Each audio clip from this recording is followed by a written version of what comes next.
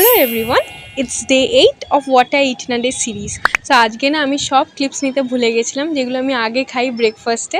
তো যাই হোক, এর জন্য তোমাদের আমি ডাইরেক্ট ব্রেকফাস্টটাই দেখালাম। ছিল মিষ্টির দোকানের পরোটা আর ডিম সিদ্ধ। পরোটাটা ভাই এনে দিয়েছিল, আর লাঞ্চে ছিল ভাত, মাছ, শাক আর মাছের তেল। একদম সিম্পল লাঞ্চ।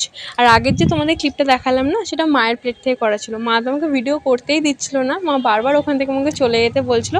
তাও আমি বদমাশি করে ভিডিও ঠিক নিয়ে নিয়েছি। আর আমার জন্য ছিল মাছের ঝোল। কিন্তু সত্যি কথা বলতে গেলে মায়ের প্লেটে যে করকরে পেটির পিসটা ভাজা ছিল না, আমার দেখে কী লোভ লাগছিল।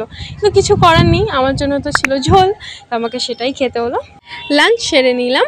লাঞ্চ সেরে নিয়ে উঠে আমি আর মা বসলাম ফলের বাটি নিয়ে হাতে। তারপরে দেখছিলাম সেক্টর 36 এই মুভিটা। বিকেলে খেলাম চা, ভুজিয়া, কারণ ডিনারটা হতে চলেছিল খুবই একটা অসাম। ডিনারে ছিল আজকে মাটন বিরিয়ানি, যেটা ফার্স্ট টাইম আমি নিজের হাতে বানালাম। বিরিয়ানিটা কিন্তু খুব সুন্দর হয়েছিল খেতে। জাস্ট একটাই ফল্ট হয়ে গেছিলো, সেটা হচ্ছে বিরিয়ানির মশলাটা একটু দিতে আমি কম করে দিয়েছিলাম, এই গন্ধটা বেরোচ্ছিল না। তো আজকের জন্য এইটুকুই, আবার দেখা হবে।